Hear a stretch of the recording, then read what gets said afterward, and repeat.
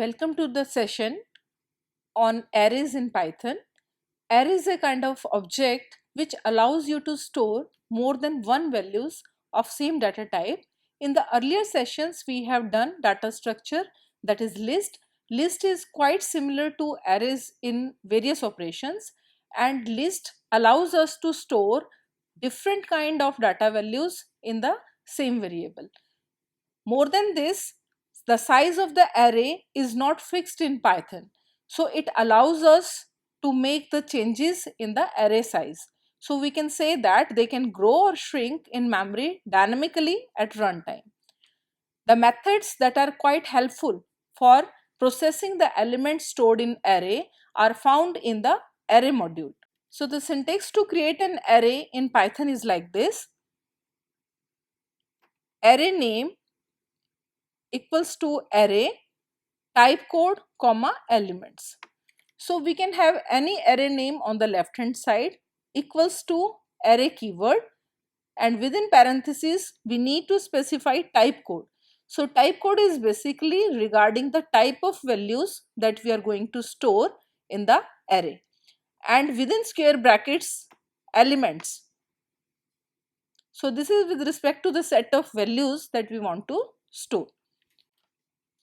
So with respect to type code, you can have different values, like I have mentioned here b and then small b,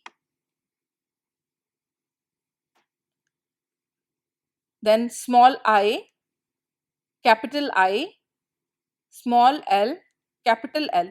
So these all different kind of type codes you can use. With respect to integer value or with respect to Unicode value, we have U, and D stands for double precision floating point value. And with respect to all of these type codes, the required maximum size is also given. Like in the case of I for signed integer, at the number 3 I am telling I for signed integer,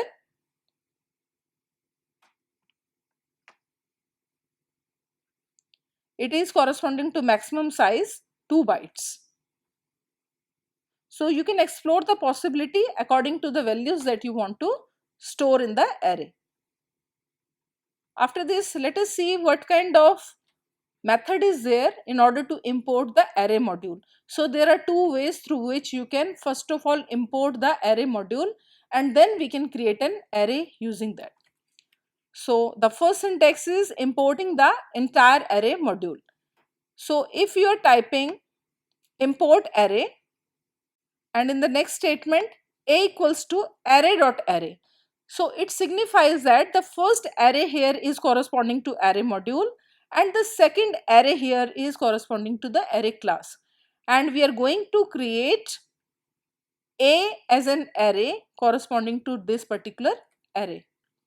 So second one is array class and the first array is corresponding to module, and rest is I stands for integer value, and list of values are taken here 10, 20, 30, 40. So there is one more syntax for this. You can also do like this: from array import star, and rest in the next line a equals to array and within parentheses I, and then followed by the list of values. So what is the difference between the first one and second method is, here star represents that we are importing all things, that is classes, objects, variables and so on. So in the second method, when you are creating an array in this statement a equals to array, we need not to include the first array keyword array.array. You can directly write a equals to array. So by using both of these methods you can create an array after importing the array module. So this has been explained by using the example also. Like here you can see in this block of code, import array, array1 equals to array.array. This is the first method. Type code is I, and then list of values are mentioned, and then we are trying to print the values of array. So for this we have used here the for loop for elements in array1 colon and then print within brackets elements. So this elements is basically accessing one by one all the elements stored in the array. And when you will try to execute this particular block of code, it will show you the elements in array are 12, 13, 14 and 20. So another way to create is given here. So this time we are writing from array import start. So if you are importing the array module like this, then you need not to write array.array. So simply write array1, that is name of the array, equals to array keyword. U is a type code for Unicode character, and then we have mentioned here the list of characters HELLO. Then you can again, by using the for loop, you can simply display all the array elements. So now let us move forward. Here is the small program to create an array from another array by using the same type code. So this is basically very helpful when we have already some array and it is having some type code. We can directly create another array out of this particular array and it is going to have the same type code. So let us see how to create this. So first of all, create the original array. From array import star array1 equals to array and specify all the list of values. So in this block I have simply displayed the list of values in this particular array, and after this here is a statement where we are going to create the array. Array2 equals to array, and then we are having array1 dot type code. So it signifies that whatsoever is the type code of the array1, the same we are going to use for the array2. And after this comma, and within brackets we have mentioned here a plus 5 for a in array1. So for all the elements a in array1, what we are doing, we are simply adding 5 into it. So you can try out various things like a into 3 or a plus 5 or a minus 5. Means we are going to modify the values that are stored in the original array, and from there we are going to create another array.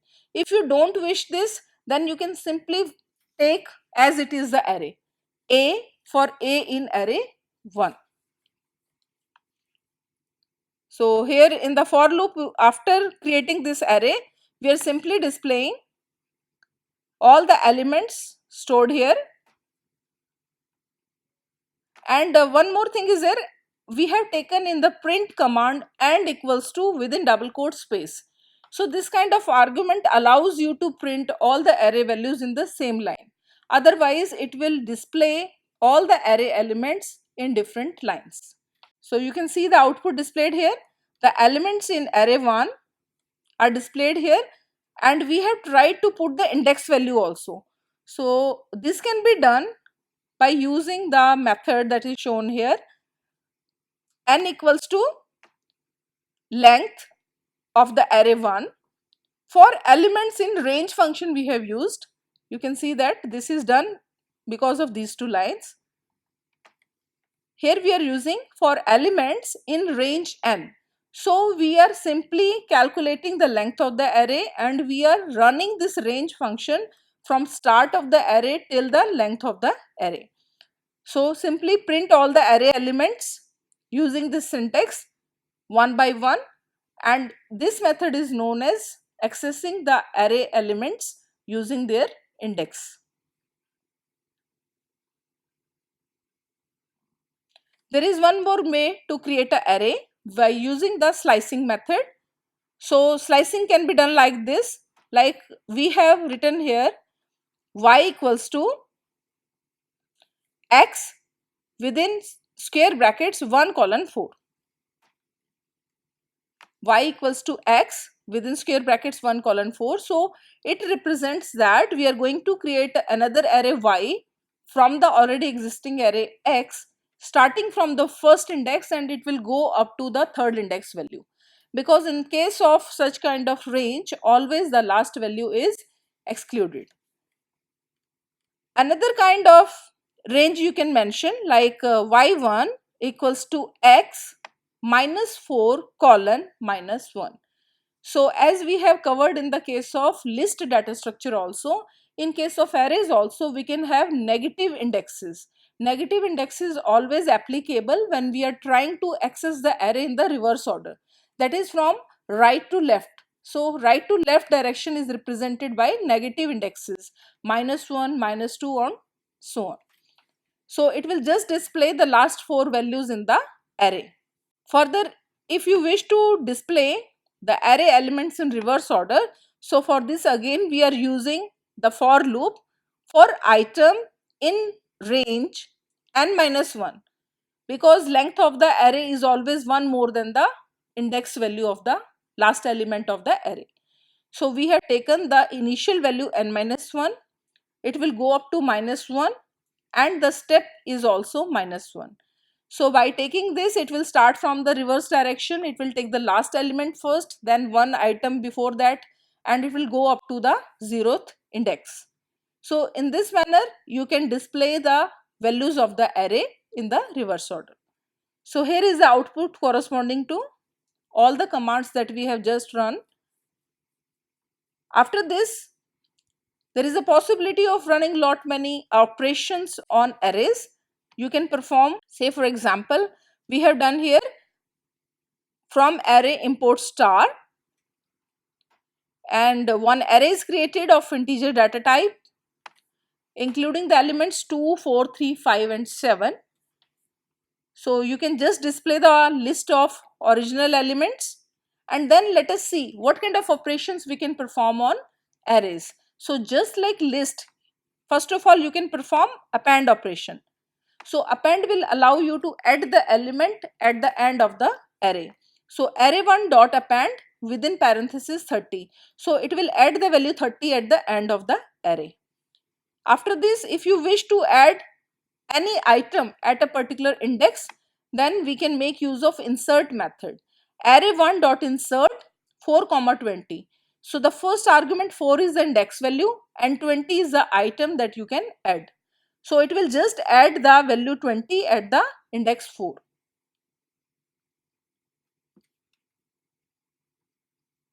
After this, removal of item. For this you can make use of array name dot remove method, and within brackets you can specify the value to be removed. And there is a small difference between remove and pop.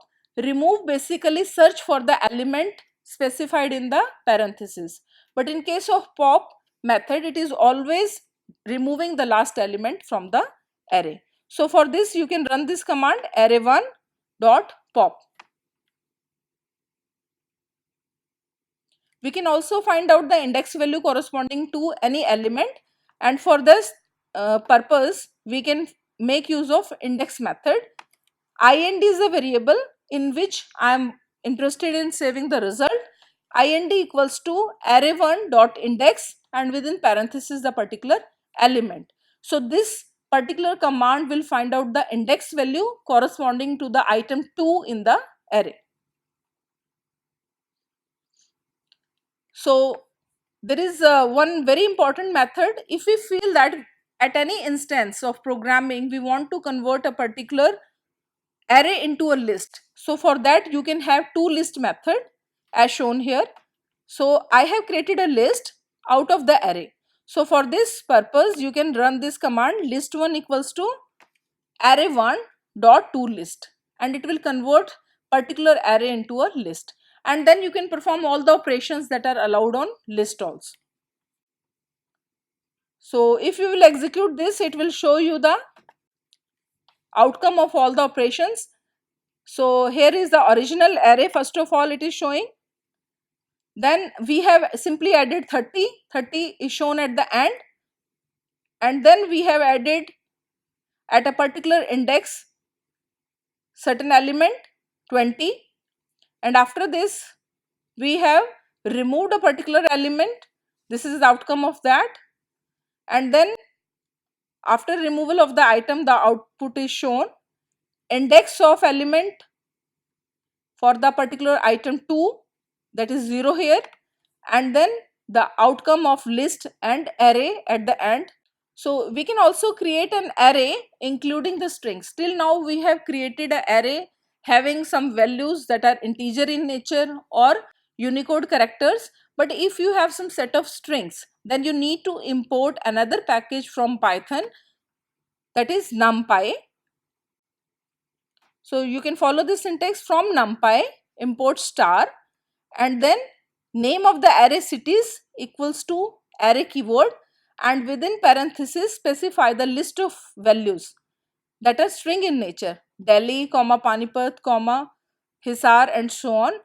After closing this list, comma, and d type is one argument, so that should be equal to str in this case, data type equals to string, and then print the value contained in the array. So in this manner you can create an array having all the string values, and for this we need to make use of NumPy package. After this, there is another way to create an array using the linspace method of function in Python. It allows you to create an array starting with any value. It will go to some value that you will mention as stop value, and you can also specify how many number of values you want to generate between the starting and ending value. So like here in this example, I have taken ARR equals to linspace 10 comma 50 comma 5. So 10 is the starting value, 50 is the last value, and 5 values will be generated between this 10 and 50 at equal space. There is one more way. We have already used the range method. So there is a method called arange in Python NumPy package. So you can also create an array using this. So ARR1 equals to arange 1 comma 15 comma 4. So 1 here is the starting value, 15 here is the ending value, and it is going to create values less than 15. Comma 4 is the step size. So if you will execute this particular code, so you can see the output displayed here. Elements of array are 10, 20, 30, 40, 50. This is the output of linspace function for creating an array, and then 1 comma 5 comma 9 comma 11. So this is the array that we have created by using the arange method. Initial value is 1, then by adding 4 next value is 5, by adding again 4 next value is 9, and it will go up to 13, that is less than 15. We cannot have value 17 here due to the last value mentioned in the range function. So this is very similar to range function only. You can also perform various mathematical operations on arrays. So for this we have tried here some example, like ARR equals to ARR plus 5. So the outcome of this particular command will be simply addition of 5 in each array element. So if the array contains the values like 10 comma 2 comma 13, so it will add 5 into it. 10 plus 5 15, 2 plus 5 7, and so on. So you can also sort the array, and there is very simple method called sort, and within brackets specify the array name. By using this you can display the array in ascending order. You can compute square root of the array by using the sqrt method, sum for calculating the sum. There is a method called mean of the array you can compute. All these functions are available in NumPy package in Python. So before using any of these functions, you will have to first of all import the NumPy package. So we have tried here different functions like power. Power needs two arguments, name of the array and the power number. Let's say 2. So every element of the array will be calculated for its second power. You can also compute the product of the array elements. You can find out the maximum out of the array, and then we have tried here minimum. And if somewhere you need to find out the size of the array also, so just like length of the list, you can find out the array dot size.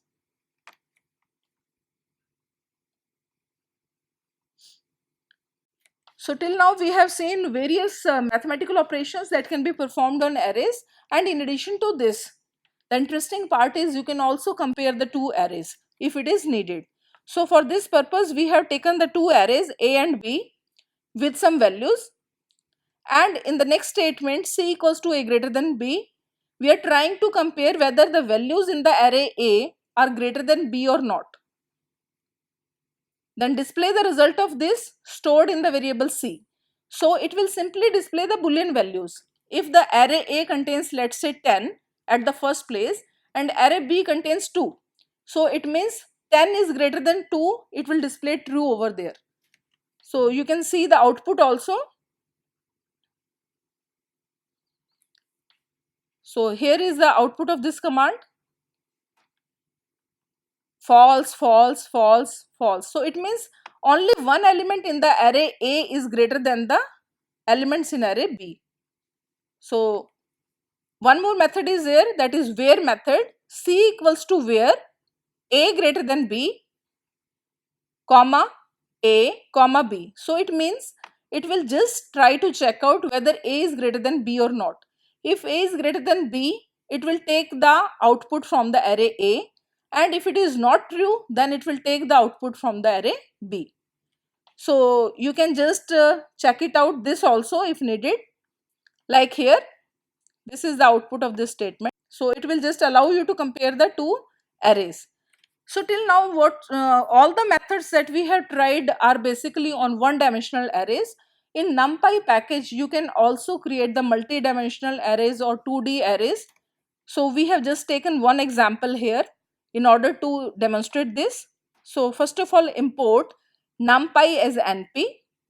We have taken variable arr equals to array, and within this the first row in the array is specified as within square brackets 1 comma 2 comma 3, close the square bracket, followed by comma, again square brackets 4 comma 5 comma 6, this is corresponding to the second row, and then comma, again within square brackets the third row elements. So in this manner, in this particular example, we have tried to create an array of 3 rows and 3 columns. So for displaying the output of this, simply use the for loop. For ELE, that is any variable, in ARR, that is array colon, print ELE. So it will just display by taking one by one all these elements, and it will display in the form of a matrix. So as a summary, in this particular session, we have covered very useful two modules. One is array module, and another package we have covered, that is NumPy package. Both of these are very helpful for creating arrays in Python, and you have lot of scope to perform different kind of operations on arrays. Thank you.